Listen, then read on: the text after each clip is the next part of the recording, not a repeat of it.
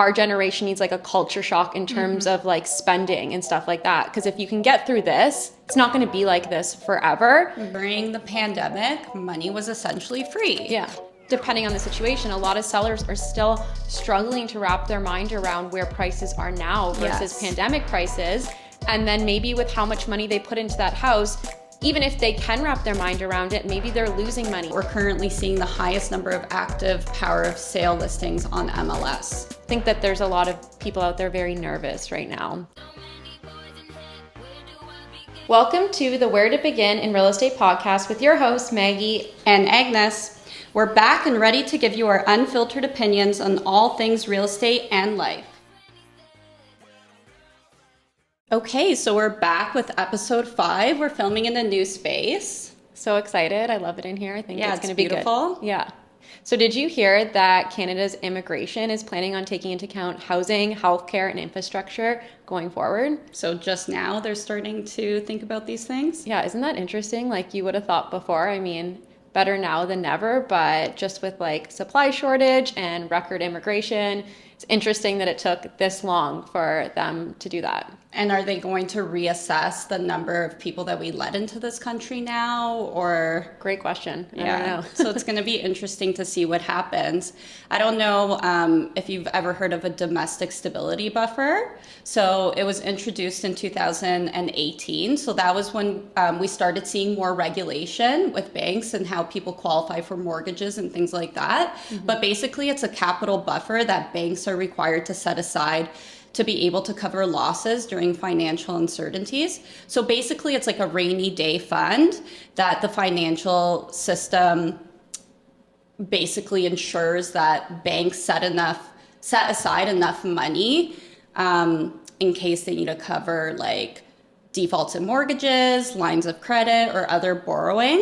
Mm-hmm. So the rate typically rises when OSFI sees trouble down the road and falls when trouble hits and the banks need money. So I think it's a good indicator of what they predict might happen. So as we know,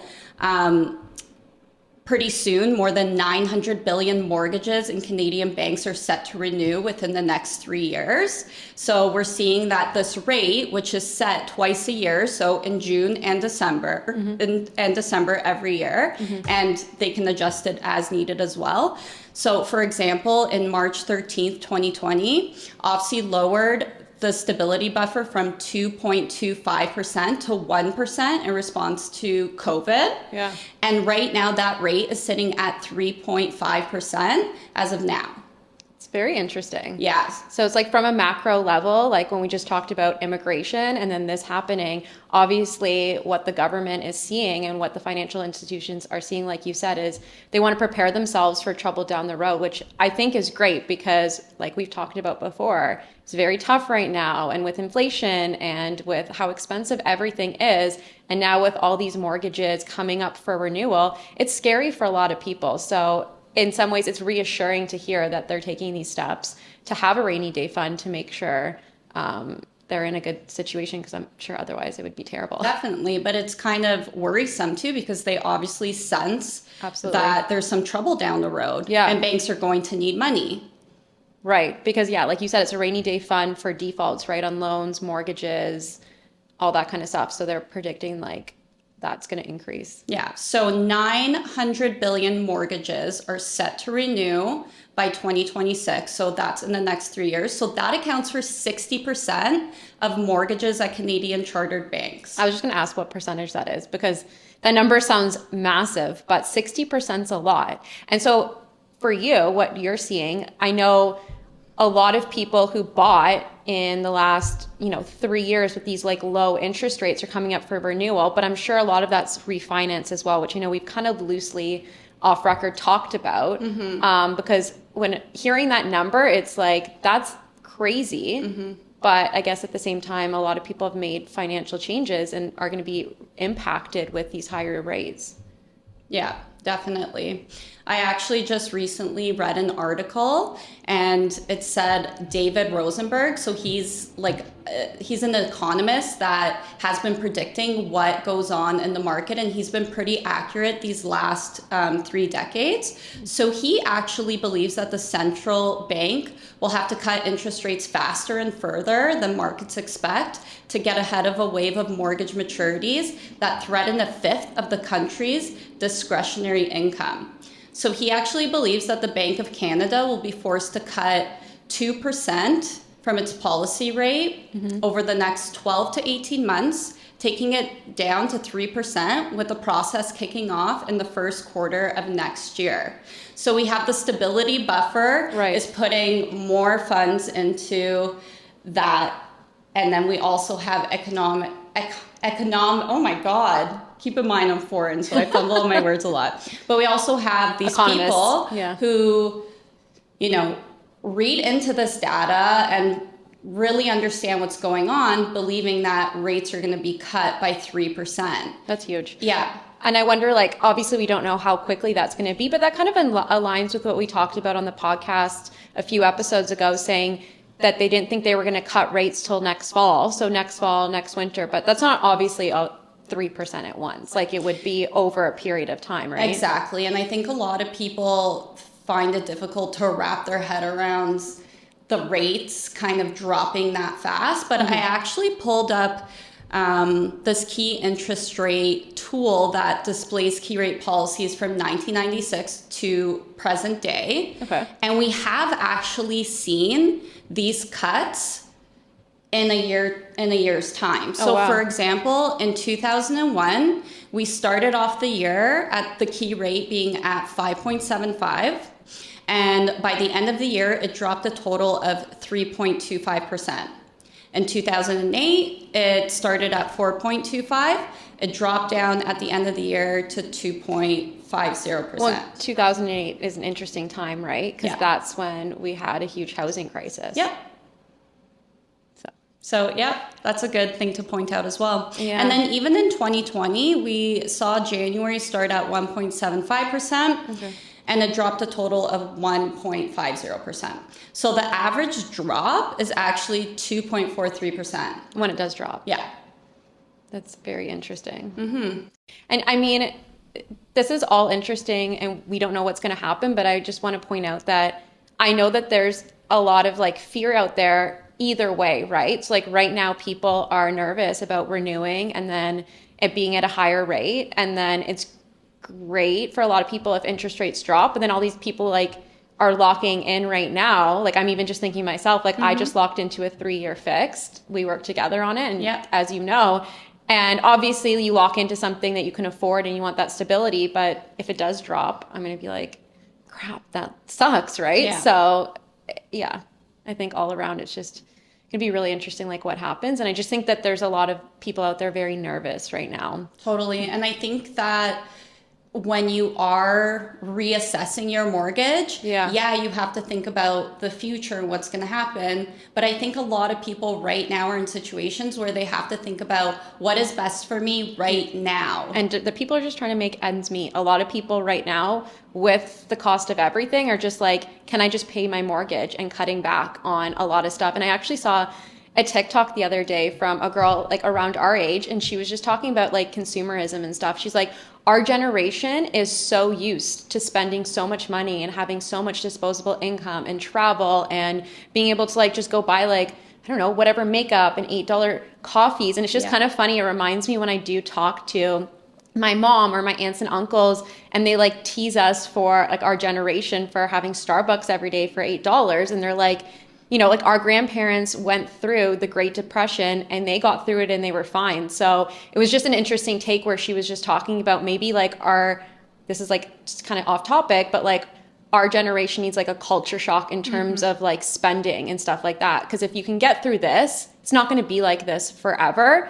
I think a lot of people are just cutting back and getting to the basics and thinking short term. Yeah. To your point. Well, during the pandemic, money was essentially free. Yeah.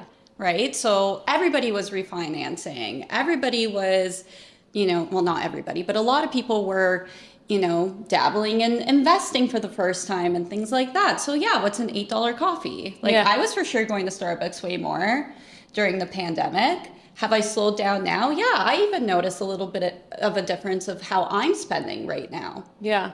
Yeah, same. And I think you have to be aware of what's going on. People that are just like not thinking about it, pretending like, like the level of recession that we are in, you don't always know till you come out of it. But like, if you're pretending like it's not tough right now and it's not expensive, those are the people that are going to screw themselves. Like Yeah. you should be like, we don't know exactly what the next few years hold. You should be careful with your finances right now. I think that's the smart thing to do. Yeah.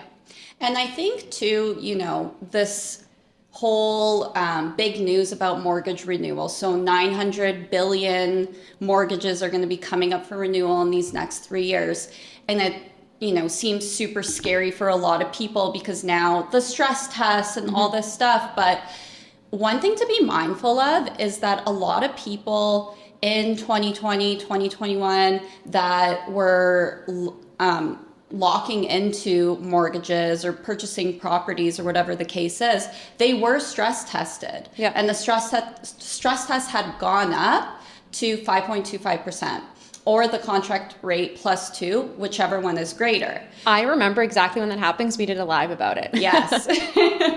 But that's why that stress test exists. Yeah. Because of times like now where interest rates are higher and your mortgage is going to come up for renewal. And if you are going to make any changes to your mortgage, so you're going to refinance or maybe you want to switch lenders or anything like that, those are the people that will need to stress test again in order to qualify. Now you're going to qualify for a lot less with these new rates if they don't come down. But a lot of those people, if you've been able to not add a lot of liabilities to your overall financial picture, then you may be okay. Yeah. Yeah. And that's why it was there in, like you said, in place. But I think then it just cuts back on people have gotten used to, if you're locked into a 2% rate right now and you stress tested at 25, you should be able to afford it if your jobs haven't changed. And like you said, you haven't taken on more debt, but people are used to having more disposable income. So it's a shock for a lot of people. The thing too, when I work with my clients is I create an entire budget sheet for them. Which I love. Yeah. So a lot of people were purchasing at the top of their budget because the interest rate was really low and they thought, well, I'm going to lock in for 5 years. I can handle this payment for 5 years.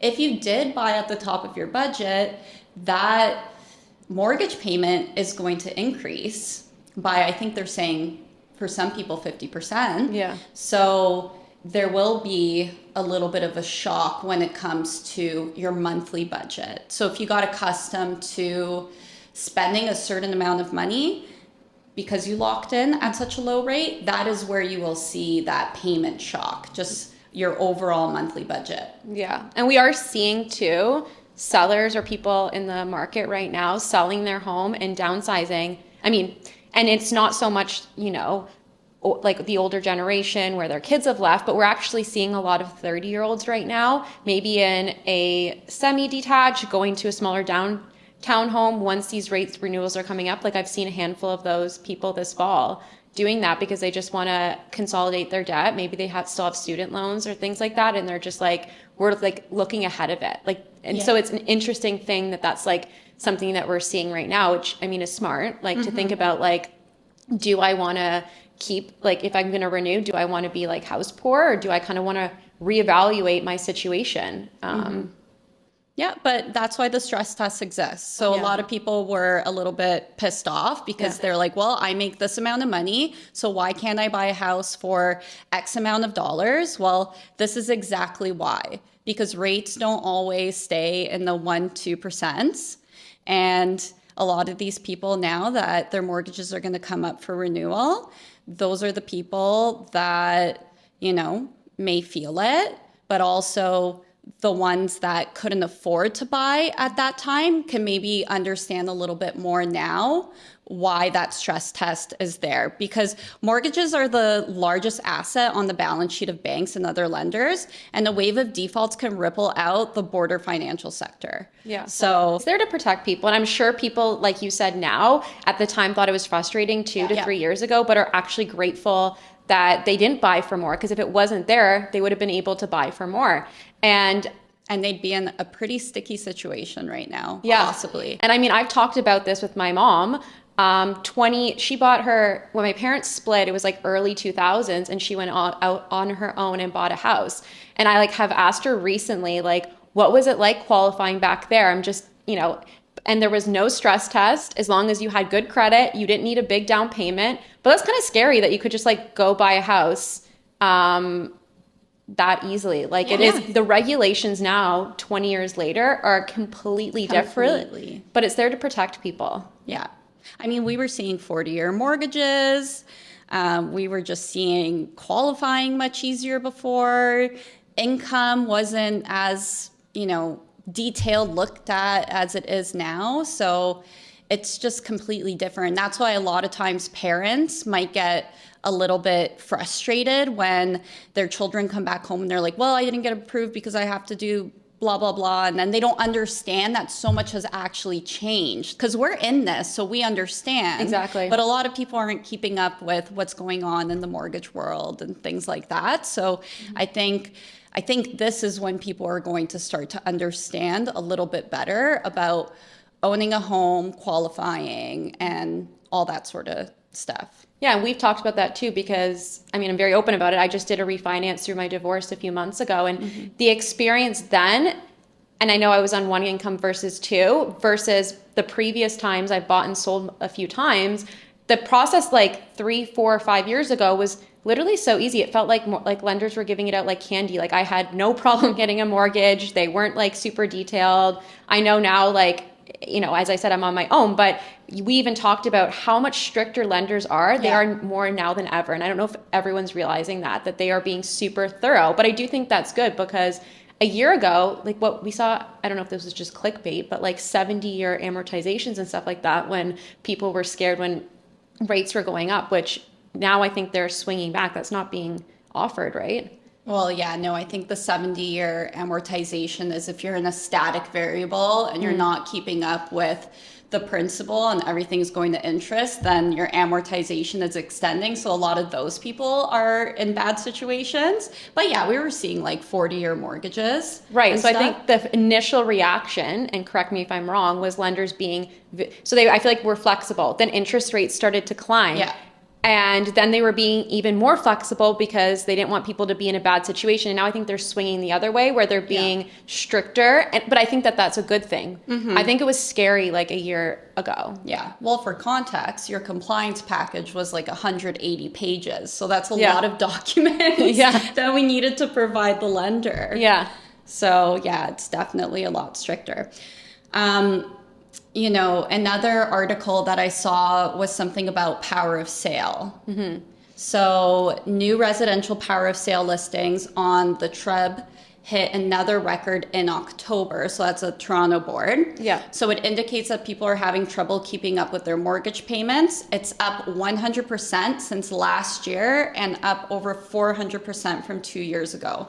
So we're currently seeing the highest number of active power of sale listings on MLS. Like, are we surprised by that? I think it ties back to everything that we were just saying. I think this is just like kind of the beginning. It's not going to last forever, but like that's what's happening, and that's where we're kind of trending, right? Like because of all these renewals and because of the interest rates, like people aren't being able to pay their mortgage. It's scary. It's really scary. I did see an article talking about like ways to prepare for all this that's coming up in the next few years, in terms of like mortgage renewals, cost of living going up, that I wanted to talk about. So I thought it was interesting, the suggestions that they had. So it was just talking about ways homeowners can prepare and plan. So the first one is plan ahead for your renewal. I think that's obvious. Like you should be talking to your mortgage broker You can lock into a rate up to 120 days prior, right? So I think like if you are going to renew, I don't know exactly what you tell your clients, is it like 6 months, whatever it may be, start having the conversation. Look at what those numbers are. Look at, can you afford that if it goes up another 0.5% or if it stays the same? And then take some time to think about like, do you have to pay off other debt? What changes can you make to be comfortable? Maybe you have to move. Like, know what that situation is and don't like make a last minute decision, right? Yeah, so you can. So 120 days prior to renewal, you can lock in. And if rates continue to trend downwards, then you will be honored the lowest rate. But it is good to start to explore that conversation sooner than later. Yeah. So 6 to 8 months before, I would start reaching out to your mortgage broker just to gather some preliminary information. So if you have to, like you said, pay off any debt or anything like that, just to be ahead of the game. Yeah. Now, another thing to keep in mind as well is if you remain with your lender and you aren't going to make any changes, so you're not going to be shopping around for a better rate with another lender, you're not going to refinance to access any money or extend the amortization of your mortgage, you can just take whatever rate your bank is going to give you and not be put through that stress test, but then you're subject to whatever rate the bank is offering you, which in more cases than none is going to be much higher than what you can probably get if you can shop around. Yeah, of course. And then, of course, you will see that payment shock because you aren't making any changes. But if that is something that you have to do because you can't qualify with these new rates, that is an option. Yeah. And you can lock in prior to your renewal date, right? Like I know different lenders, it's different, but what is it, 3 months, some are 6, am I wrong? You usually get that renewal slip like 30 to 60 days prior. They'll just have you sign it and then you're just on your way. Because actually my sister is renewing this spring and she said that her lender called her recently, like, so that's 6 months out, being like, hey, do you want to lock in now? And she's like, no, my rate is like so low, I'm gonna wait till the spring. And she laughed and he's like, no, I get it. So they're even reaching out 6 months now, but maybe because they could get a higher amount now. I don't know. Money, I thought that was funny. Interesting. Yeah. Okay, so the next point that this article talked about, which I love, is creating a detailed budget for all your house expenses. So things like property taxes, insurance, utility costs. You know me, I have that. I've had that literally my entire life since I've lived on my own. I have like a detailed Excel spreadsheet every month of all my fixed costs, all my variable costs. It just makes me feel very comfortable, even prior to being like in a sales position, just knowing what I need, what my costs look like, all that. But I do think that it's important to be aware of like how much money you need and where you can cut costs, like we talked about. If you're going into a higher mortgage, looking at your budget and having a budget around it, I think is smart. So these spreadsheets that you have, I'm sure people can just download online. I've created my own. I've seen a lot online. A lot of people online, you can easily download one and it will just break out like all your costs and you can just put in what they are and a budget for, you know, obviously like groceries and things that aren't fixed. I think a lot of people are going to hear this and they're going to be like, yeah, whatever. But this is the time to do that. Yeah, because like if some people have like all these subscriptions that they don't even know about. If you are, this is what I mean, like if you are just like not paying attention to what's going on right now, like I think this is the time that you should be like on top of your finances and looking at those numbers. And I'm sure a lot of people can save like hundreds of dollars a month on just like cutting stuff that they don't use, or maybe they're not even aware of it because it's just a subscription on their credit card that they're not paying attention to. I know right now I have a Planet Fitness membership that I have not accessed in a very long time. That's like a whole other conversation. Oh my God. Well, you have to actually physically go into a Planet Fitness to cancel it. So that's how they're getting me. Oh, really? Yeah. I've never been into a Planet Fitness. I also have to reevaluate my budget. So, all right. Next. Okay. The next one is to have an emergency fund. So I know that you should always have minimum 3 to 6 months. And I remember my parents taught me that at a young age. I went to school, like I told you, for finance. And I remember like we had a personal finance class, which I loved. And that's actually where they encouraged you to have a detailed budget in university. So coming out of it, like I just had one from one of my school projects and then I built on it. but they would really push having like 3 to 6 months. And I think it doesn't matter what job you are in. I think you should always have that readily available. And then obviously like long-term investments as well. But now you definitely should have that. Yeah. And so like if you need to cut back to build that up, I think that's really smart. Like people, you don't know if you're going to lose a job. And then with these higher mortgages and stuff like that, you want to be in a position where like you are comfortable to be able to make your payments and pay your bills. Definitely. I think now is definitely not the time to be dipping into that emergency fund and going on vacation or something. No, if you can't afford vacation outside of it, I mean, teach their own. I wouldn't be doing that. Yeah. The next one is like really looking at fixed rate versus variable rate if you are up for a renewal right now, and thinking about what you're comfortable with. I know it's like different for everybody, and a lot of the things that we're talking about, we're talking from a level of like what we're comfortable with. You have to decide for yourself, I think, what's the best for your situation. And we say that all the time, but for myself, I was in variable before, and I went into a situation where I'm like, I'm not comfortable. Like I just went through 2 years of my mortgage just continually increasing, and I just wanted a fixed, and I just wanted to like lock down my budget like we kind of talked about with these other points, and just be like, this is what I know my bills are. I personally don't feel like dealing with that. So it's just something to think about. Yeah. I mean, there's pros and cons to both. For sure. The biggest pro to a variable rate is that to get out of it, you only have to pay 3 months of interest. But now the interest is pretty high. So, I mean, that penalty is still going to be pretty hefty. So yeah, you really just have to run your numbers and see which one works for you and what your plans are, 2, 3, 4, 5 years from now. Right. And I think before too, when I had bought anyways, like in the last 5 years with most of my real estate purchases, variable was significantly lower than fixed. For right now, it's a bit higher, right? Because I do think rate cuts are coming. So you're taking on a higher rate with the risk of not really knowing we don't know when it's going to come down or if it's going to come down as well. So it's definitely interesting, because I think what enticed me before was just it was lower, and I was like, oh, I can always lock into a fixed if I wanted to. Yeah.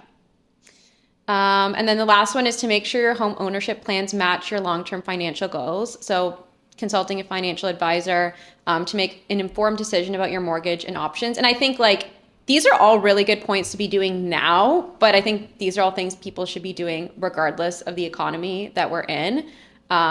If you are buying a home, you should be thinking about what your long-term financial goals are, and it should align with it. Like you shouldn't just buy a home to buy a home. I think, does it make sense for you? Like, I mean, like the small stuff, like, are you going to have kids? I mean, it's not so small, but like, what is your family going to look like? How long are you going to be there? Does it make sense? It's expensive to move, right? It's not cheap to break your mortgage, to pay real estate fees, to pay moving costs. If you get a new place, land transfer tax, it's very expensive. Like, so you want to make sure that you are making a smart long-term decision. Yeah, I agree. Yeah. Why don't we now see what's going on in the real estate market? Love to talk about that, obviously. So this fall, it's been very interesting. The market, I read recently in October, was the quietest that we have seen in 25 years, which I'm not surprised by. I mean, I've been I'm going into my 4th year in real estate. So it's been very interesting, because obviously I started like around the pandemic, and it's been kind of crazy, and now it's quiet. But what I'm seeing now is that buyers are able to take the upper hand in negotiations. So we're seeing more conditions, more like sometimes it takes like a week to get a deal together versus like a day or two of going back and forth, putting in conditions that they're like. Initially, obviously, during the pandemic, a lot of people were going in firm, meaning no conditions. And then we like slowly started to see as the market shifted with all the interest rate hikes, and we like went from a full seller's market to a balanced market, in some places right now a buyer's market, which just means kind of like who has the upper hand. And right now, like buyers are able to put in financing and home inspection clauses, which we had seen like in the last year. But I know when we looked at a house the other week. I'm glad that you brought this up, because we went to look at homes last week. Yeah. And there was a condition that I personally haven't seen since I started in this industry. So it's conditional on the sale of the home of the buyer. So the house was for sale. Someone came in, bought it. They put in a financing, home inspection condition, and then a condition on the sale of their home. They wrapped up the home inspection and financing fairly quickly. Those are usually 2 to 5 days, right? Yep. Because it takes most lenders, what, 3? We say 3 to 5 business days. Yes. Depends how good your broker is. I know banks take longer. Any clients that I have with banks will tell you need 5 days. Yep. I know mortgage brokers can just turn it around much quicker. Sometimes same day. Sometimes same day. So that is a benefit of working, especially in a hot market, with a mortgage broker. But, and then a home inspection, obviously it depends how long it takes you to get a home inspector in there, get the report back. Similarly, we work all the time with home inspectors that can do that in a few days. Whereas condition of the sale of your home, if you think about it, you put an offer, it's accepted. Now you have to go potentially stage your home if you didn't already have it staged. A lot of people wouldn't have that stage. You don't know if you're going to get a house or not. You have to get photographers in. So that turnaround time on that for us very quickly is like 3 to 4 days, right? Like we have to get these professionals out. They have to do their job. They have to turn around and do it. And then we can post a listing. So like I would say conservatively, you need a week to do that. Yeah. And then on top of it, when we do have clients doing this, we have to like obviously do an evaluation of their house and look at what's happening in that micro market. So like how long would it take, do we think, for their house to sell? And it obviously could take longer because we are going into December, which is a slower month. But most homes take right now, what we're seeing is like 20 to 30 days to sell. Okay. So if you're going to put that condition in, just like working backwards, and this is how we work with our clients, is let's say you need 30 days, we think conservatively, to sell your home. We need a week to put it up. And then like, let's have a week buffer. That's a month and a half. So if you put that condition in, the buyer has a month and a half to sell their house, and the seller has, the house is sold conditionally. Like they can still show it. And that's what we did. We went and saw it still, but it's very risky for the seller to have it off the market that long. But what this seller did specifically that is, and it was why I encouraged us to still go. I mean, it's still good to go and see homes to see what you like and you don't like. But in this situation, there was an escape clause, meaning that in that agreement, there was a clause that if the seller receives another offer, they have 24 hours to notify the buyer that they've received another offer, that they're considering moving forward, and the buyer has 24 hours to forego the condition to sell their home. So basically firm up and just take the risk that like they don't know when their house is going to sell. So they have to have the finances, obviously, to be able to do that in bridge if that's the case. But yeah, like it is really risky for sellers to take it off the market for that long, because who knows if it doesn't go through. They have to put it back on the market. Where's the market a month and a half later? What price are they going to get around it? You don't know. So that's a long time. Yeah. And it's interesting because when we were going and looking at homes in, what was it, 2021, the summer of 2021, it was literally like when I was putting in offers, no conditions, I'm going in firm, and there was all this competition with other people, and I literally didn't get a house. Yeah. Like it was so hard. And it's like offer dates. Homes were going up Wednesday or Thursday. Yeah. And this is what we told our clients. You have your best chance to like list before the weekend. You still do. They say statistically like middle of the week's the best, but they would post it and then they would hold offers till the Monday or Tuesday. So you had like to rush that weekend, go in, look at it, decide if you want to put an offer. You might be up against 10, 15. I mean, in my house that I purchased in 2021, I was one of 17 offers, and you're rushing to put an offer. I mean, you should do your research and make sure you're not like, offering something crazy, but it is like a lot of pressure where now buyers can go look at homes, sleep on it for a few days, put a home inspection clause in, put a financing clause. It's much better, honestly. I think that working with clients, because they're able to take their time and like we're not rushed. It was insane. Yeah. And even when I listed my home in July, so this past summer, it was nothing like it is right now.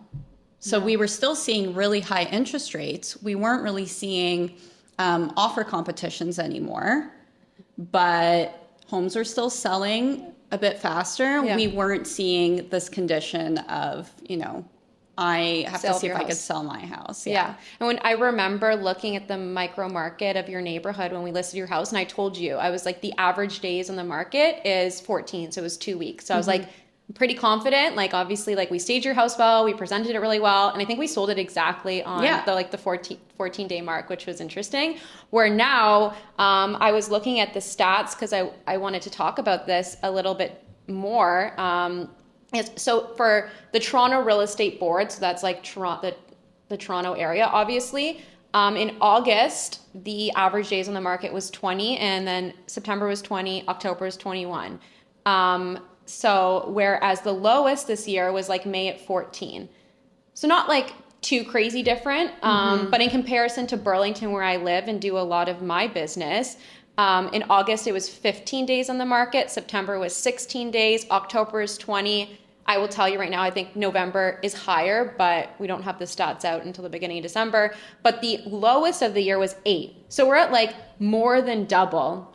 In the spring, in April and May, homes were selling within 8 days. And we were seeing bidding wars just briefly this year for a short period of time, when the interest rates did not increase in March and April. And I've actually seen, I should say this fall, a small amount of houses having like 10 offers, but it's because there's like nothing else in the neighborhood and they're presented very, very well. Yeah. So and it's just a bunch of buyers on the sideline, like maybe waiting for, a really nice house in Aldershot or like a very nice neighborhood that doesn't have as many listings for that type of home that they're looking for, and then like everyone kind of runs to it. So we do see, I do want to clarify, it's not that like we're seeing it across the board, all these conditions and no bidding wars. It's just that's the majority of what we're seeing right now, which is very interesting and different than what we saw prior. Yeah, and I mean, we don't have the accurate numbers for this, but I love going on House Sigma and just seeing what's going on in like my specific area in Burlington.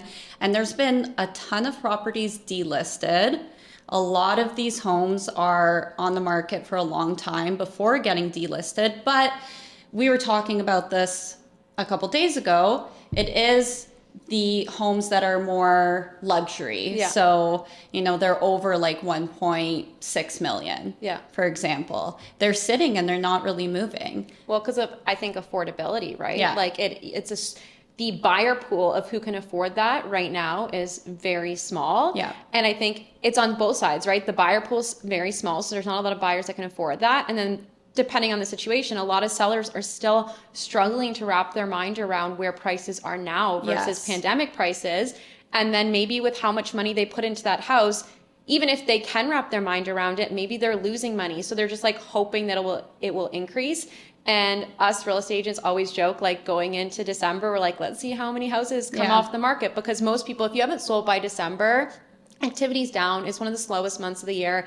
Everyone's preparing for the holidays. If you're a seller, you want to put your tree up, you're hosting events. Do you really want to be dealing with showings? If you're buyers, you're probably like, I'm going to wait till the new year. So a lot right now, what we're going to see and what we are seeing is a lot of people pulling for that reason as well. And they're like, I'll just try again. And like January or February going into the spring market, like at this point, they're like, we may as well just wait. Some people aren't in a rush. No. And I mean, the house around the corner for me just sold for 3.6 million and it was on the market for a few days and there were multiple offers. So there's definitely still people that can afford to buy at a high price point. It's just they're waiting for the perfect home. Yeah. Yeah. So it is interesting because there's all this news that, the market's moving so slow and nobody can afford anything. Now, there's definitely still people that can afford stuff. There is. There's people that gained a lot of equity over the years. Maybe it's not first time home buyers, but some people, as we said in our last podcast,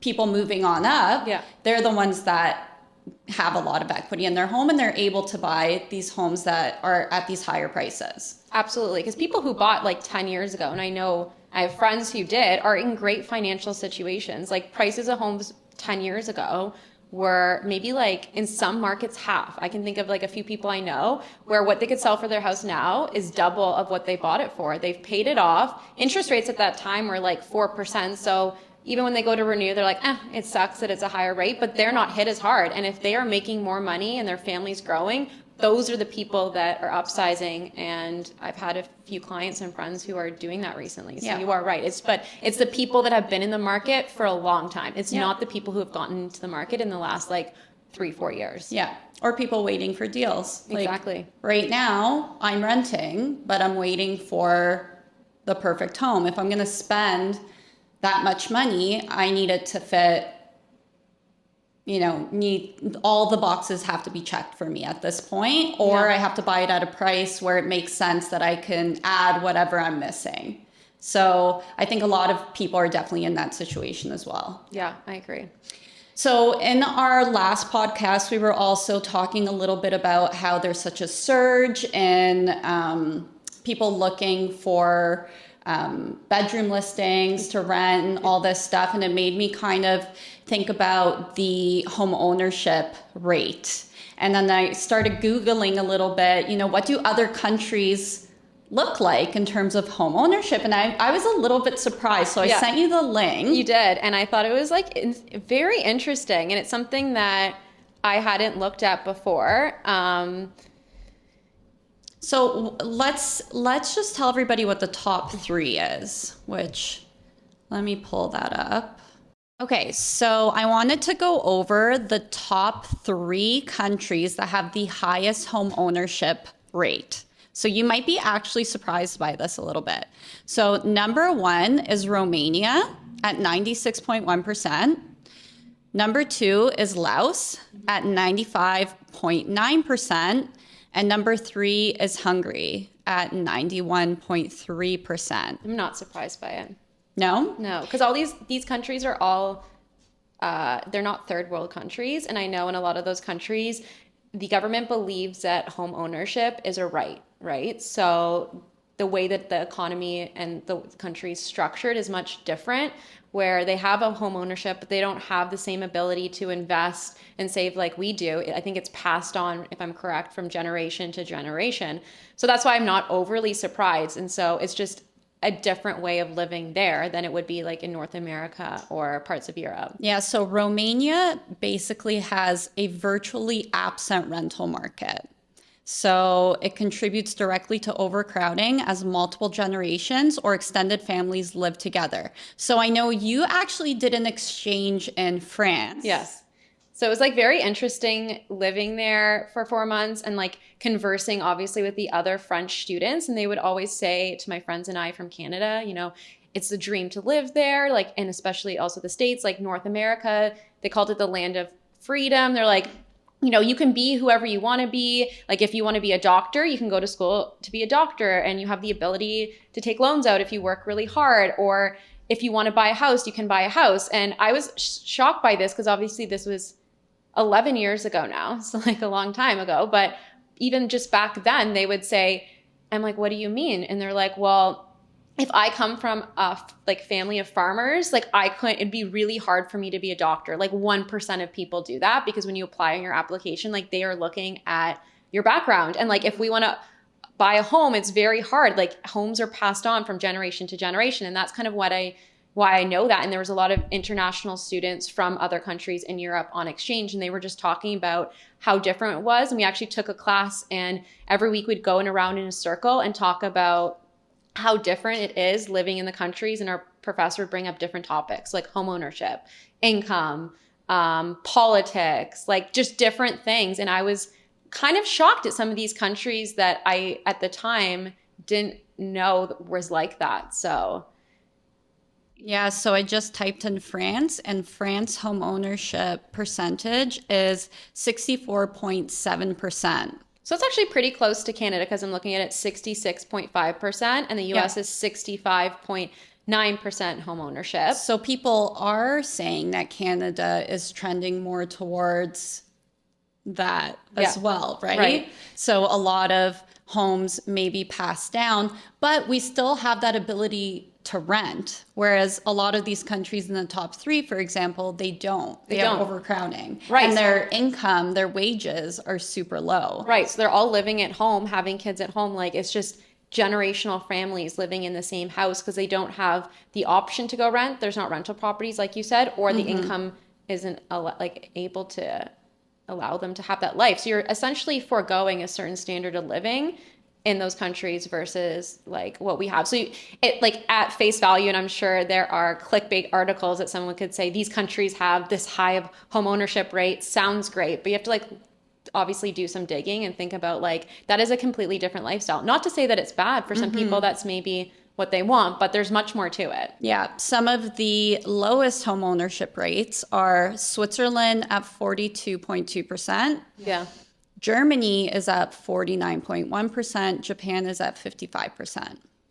So it's just interesting, you know, when you actually break down and see what that percentage is country to country and where Canada sits. Yeah, like we're at the higher end for third world countries Yeah. then in comparison to some of those. So super, super interesting. Yeah. Well, I think this was great. This was another great episode. Everyone, thanks for listening. I know we're on episode 5. It would mean the world to us if you rated and subscribed to us on whatever platform you're listening to. We really appreciate it, and we're looking forward to seeing you on the next episode. Thanks for joining us.